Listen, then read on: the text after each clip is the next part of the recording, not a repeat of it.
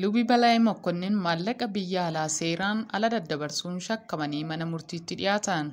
Mana amantaa Ortodoksii Tawaahidoo Itoophiyaatti hojii geggeessaa mana lubummaa waliigalaa kan ta'an Luba Balaay Mokonnin maallaqa biyya alaa seeraan ala daddabarsuun shakkamanii mana murtiitti dhiyaatan. Manni murtii sadarkaa tokkoffaa federaala dhaddacha araadaa oolmaa guyyaa har'aatiin dhimma Luba Balaay Mokonnin irratti poolisiin qorannoof sakatta'insa akka godhuuf guyyaa dabalataa eeyyamame.